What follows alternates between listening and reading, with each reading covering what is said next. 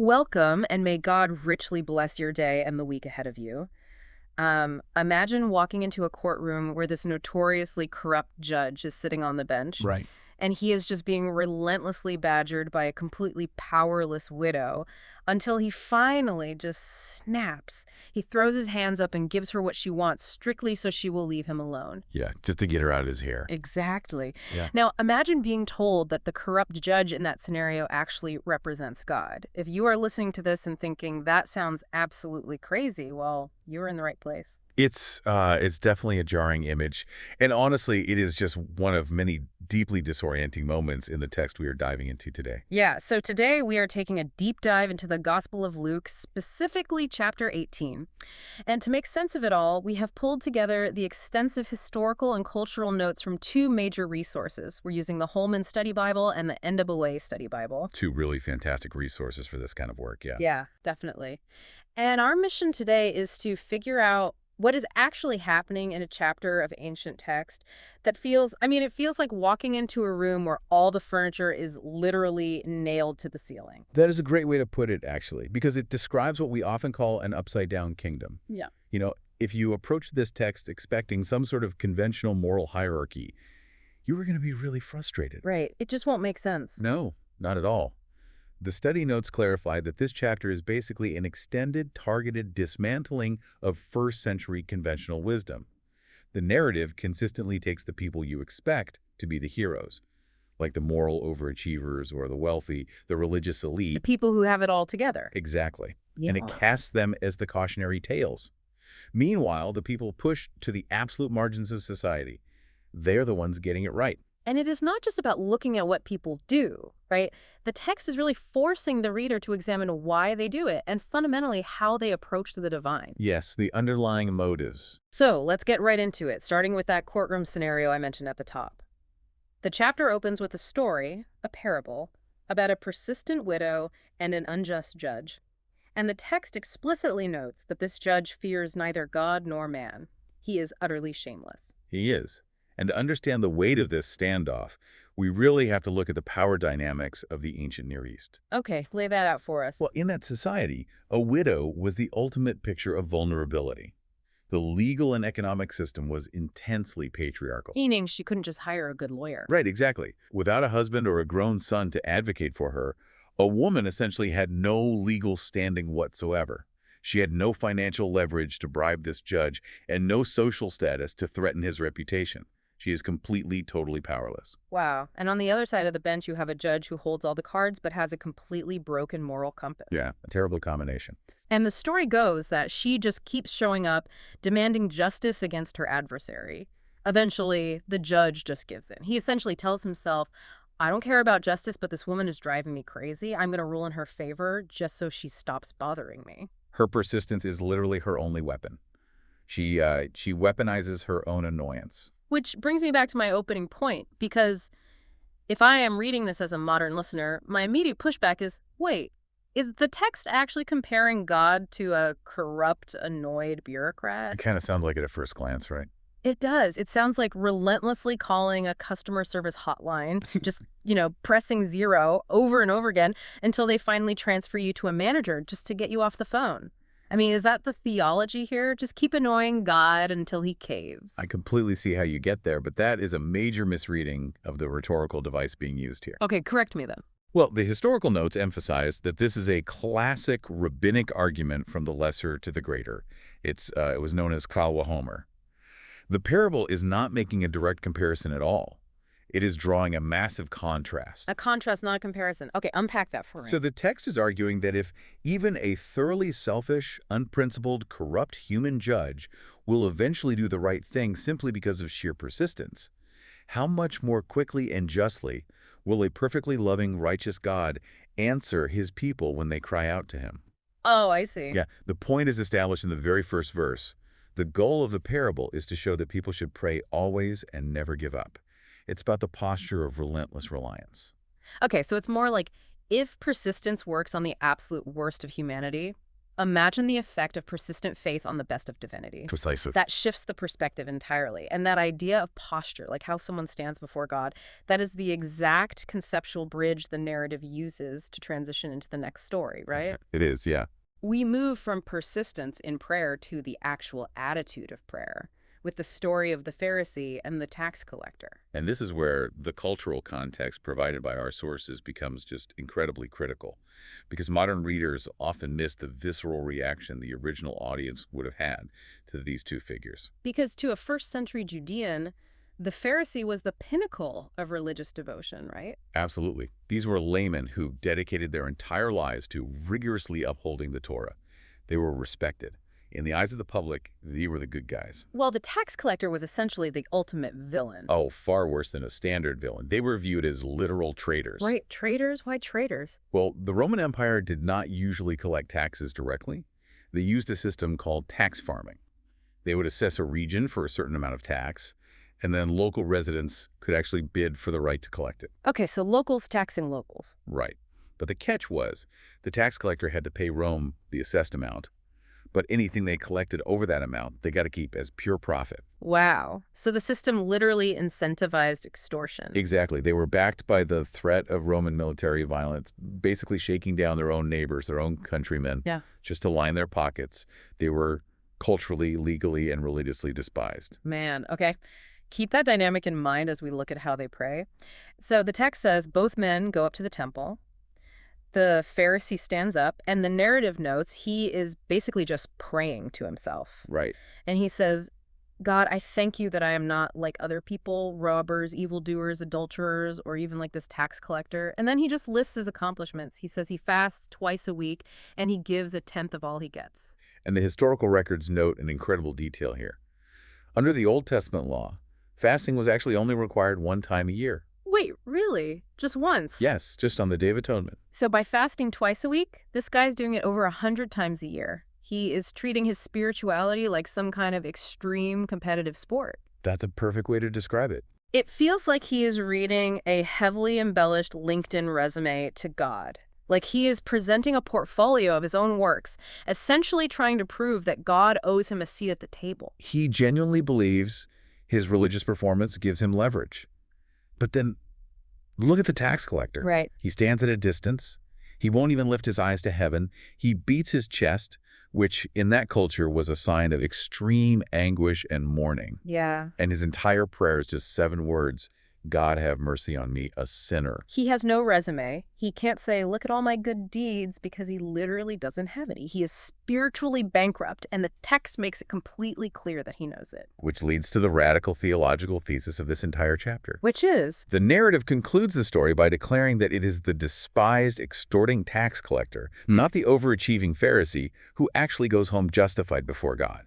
The study notes highlight the defining principle here. Whoever exalts himself will be humbled, and whoever humbles himself will be exalted. Wow. So if you are listening and mapping this out, the pattern is becoming really clear. The Pharisee asked for nothing because he thought he already had everything secured by his own merit. Right, he was full. And the text says he received nothing. But the tax collector brought nothing but a desperate need for mercy, and he received everything. Which kind of forces the reader to ask a big question. If building up an incredible spiritual resume is exactly what keeps you out of this kingdom, well, who actually gets in? And the narrative answers that question immediately. Right after the story of the tax collector, people start bringing their infants to Jesus. And the disciples immediately step in, rebuking the parents and trying to shoo them away, which, to a modern reader, makes the disciples look incredibly callous here. It really does. Yeah, because we tend to romanticize children as precious and innocent, so pushing them away seems completely uncalled for. But you have to step into the Greco-Roman and ancient Jewish mindset here. In that era, children were at the very bottom of the social ladder. Lower than servants. In terms of legal rights, yes. The concept of the paterfamilias in the broader Roman world meant the father had absolute authority, and children were essentially viewed as property. Oh, wow. Yeah, they had high mortality rates, no legal rights, no status, no wealth, and 0 power. They were not viewed as fully formed people until they actually came of age. So when the disciples are pushing them away, they aren't just being grumpy guys. They are operating on the cultural logic that important teachers shouldn't waste their time on people with 0 social value. Precisely.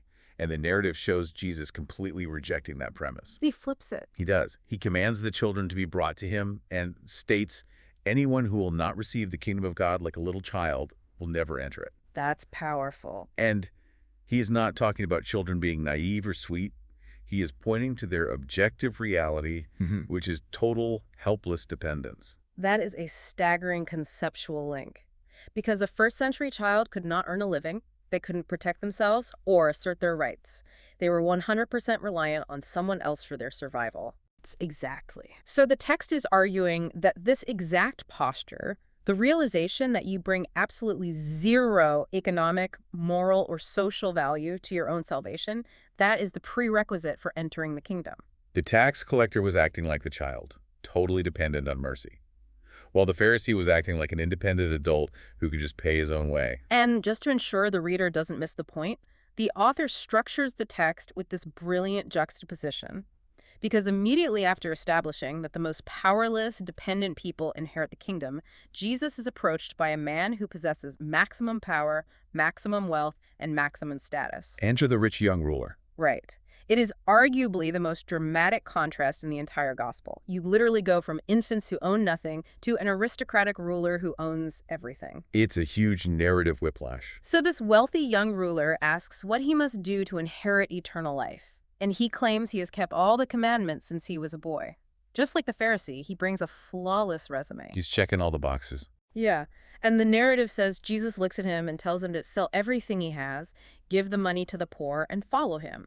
And the text tells us the man leaves deeply saddened, specifically because he was very wealthy. Okay, let me pause you there, because the modern instinct is to read this purely as financial advice about the dangers of greed. Sure, yeah. But based on the study notes, this interaction goes much deeper than just money, doesn't it? Wasn't wealth viewed in that culture as a literal stamp of God's approval? You've hit on the exact core of the cultural shock here. The sources make this explicitly clear. In first-century Judea, conventional wisdom, which was heavily influenced by certain interpretations of the Deuteronomic covenant, dictated that riches were a direct sign of divine favor. So if you were rich, God liked you. Basically, yes. If your fields produced, if your bank accounts were full, it meant God was actively blessing your obedience. So this ruler wasn't just wealthy. Society viewed his wealth as proof that he was a righteous, God-approved guy. Yes. His wealth was his ultimate security, both economically and spiritually. It was the one thing he refused to let go of to achieve that childlike dependence we just discussed. Wow. So when he walks away, Jesus turns to the crowd and says how incredibly hard it is for the rich to enter the kingdom. He drops that famous line, right? It is easier for a camel to go through the eye of a needle than for a rich man to enter the kingdom of God. That's the one. And the crowd's reaction is very telling. They don't just nod along, they're horrified. They actually ask, then who can be saved? Because in their minds, if the guy with the ultimate visible stamp of God's approval can't get in, what hope does a regular person have? Right. And the camel and the needle, it's a brilliant, absurd hyperbole. Jesus takes the largest animal native to their region and imagines it trying to squeeze through the smallest opening they dealt with in daily life. It's meant to be funny, almost. It is meant to be comical in its physical impossibility. The text is demonstrating that salvation based on human merit, human wealth, or human achievement is not just difficult. It is strictly impossible. You cannot buy your way in, and you cannot earn your way in. The text follows that up with the statement, what is impossible with man is possible with God. That is the thesis of the upside-down kingdom. Exactly. But the narrative doesn't let up. As the chapter continues, we see that the disciples themselves are deeply struggling to comprehend all of this. They've witnessed the widow, the tax collector, the children, and the rich ruler. But their own spiritual blindness peaks as the group begins the final journey toward Jerusalem. This is a really crucial pivot in the chapter. The geographic and narrative momentum is suddenly pointing straight toward the cross. Jesus pulls the 12 disciples aside and explicitly tells them what is about to happen to him in Jerusalem. And the prediction is remarkably detailed. He tells them the Son of Man will be handed over to the Gentiles, mocked, insulted, spit on, flogged, and killed. And on the third day, he will rise again. The study notes provide the theological context for this moment. The text asserts that Jesus is fulfilling the ancient prophecies of the suffering servant, specifically pointing back to passages like Isaiah 53 and Psalm 22. Passages they would have known. Oh, these were scriptures the disciples were intimately familiar with. But the text explicitly says that the meaning of these words was hidden from them and they did not understand what he was saying. Which, if you are listening to this, you have to wonder, how do you miss something that explicitly clear? He literally spells out his own execution. They missed it because of profound cognitive dissonance. Really? How so? The notes explain that the disciples, like most of their contemporaries, were operating under the expectation of a conquering political Messiah. They were looking for a new King David who would ride into Jerusalem, violently overthrow the Roman occupation, and establish an earthly kingdom of glory. I see. So a Messiah who gets mocked, tortured, and executed by the very empire they wanted him to overthrow, that simply did not compute with their theology. Exactly. Their preconceived notions of what power and success looked like created this massive spiritual blindness. They literally could not process the concept of a dying king because it violated everything they believed about how God operates in the world. Which brings us to the masterful irony at the end of the chapter.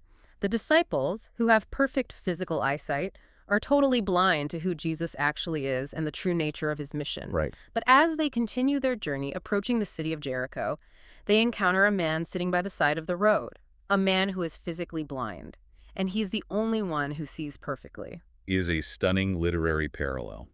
Walk us through it. Well, the blind beggar hears the commotion of the crowd and asks what is happening. The crowd tells him that Jesus of Nazareth is passing by. But the beggar does not use that regional title. He shouts out, "Jesus, Son of David, have mercy on me." Let's break that down because Son of David is a highly loaded term, isn't it? Oh, it is the ultimate messianic title. To call someone the Son of David in the first century was to publicly declare them the rightful king of Israel. Which sounds dangerous. It was actually a borderline treasonous thing to shout in a Roman-occupied territory. So by using this specific title, this blind beggar is recognizing the exact identity that the disciples are currently completely confused by. Wow. The religious leaders missed it, the aristocratic ruler missed it, but this marginalized, destitute beggar sees the reality of the kingdom crystal clear. And how does the crowd react? They rebuke him, they tell him to shut up, they treat him exactly the way the disciples treated the little children earlier in the chapter, like a completely worthless nuisance who doesn't belong in the presence of someone important. But the beggar refuses to be silenced. He just shouts even louder, "Son of David, have mercy on me." If you look closely at the structure of this chapter, this beggar is the walking embodiment of everything we've just discussed today. He is the persistent widow from the very first parable. He absolutely is. He is culturally powerless, marginalized, and being told by the majority to stop bothering them. But he relentlessly weaponizes his own voice because he knows he has no other options. He doesn't have a moral resume like the Pharisee. He doesn't have a massive bank account like the rich young ruler. He is exactly like the tax collector, literally crying out the exact same word, mercy. Yes, mercy. And he is like the little children coming in a state of absolute physical and economic helplessness. He brings nothing to the table but his own desperate need. And the narrative shows Jesus stopping the entire procession for him. He commands the man to be brought over and asks him what he wants. The man simply asks to receive his sight. And the text says Jesus heals him, stating, "Your faith has saved you." The narrative makes a really strong point to emphasize that the man didn't earn his healing. His persistent, helpless reliance on the identity of the Messiah is what brought restoration. And look at his response. He receives his sight and immediately follows Jesus, glorifying God. He doesn't go back to his old life. He joins the procession, walking toward Jerusalem. He has fully entered the upside-down kingdom. You know, when you pull all these historical and narrative threads together from the study notes, the cohesive argument of Luke chapter 18 is just undeniable. The text is making the case that the kingdom of God fundamentally rejects the world's currency. It completely throws it out. Yeah. You cannot buy your way in with a moral resume, hoping to impress the divine like the fasting Pharisee. And you cannot rely on your financial security or social respectability to validate you either. Like the rich young ruler who just couldn't stomach the loss of his status. Right. The narrative demands that you come completely empty-handed. It requires the persistence of the marginalized widow, the spiritual bankruptcy of the tax collector, and the absolute helpless dependence of an infant. It is a hard pill to swallow. It is. The text poses a radical challenge. The very things society tells us qualify us for success, wealth, rule following, status, those are often the exact things that blind us to the truth. While the things we desperately try to avoid, like vulnerability, poverty of spirit, helplessness, those are framed as the exact prerequisites for spiritual sight. The chapter systematically strips away human pride. It leaves the reader with a stark choice between trusting in their own perceived goodness or throwing themselves entirely on unearned mercy. It is a profound disruption of how we naturally want the world to work. And here is something else to mull over that we haven't touched on yet. If the first century culture viewed wealth and status as literal proof of God's blessing, consider how much of modern society still operates on that exact same assumption today. Oh, absolutely. From the prosperity gospel to the way we equate net worth with human value, how much of our worldview has actually changed since the rich young ruler walked away saddened? Think about that as you go through your week. God bless all of you listening.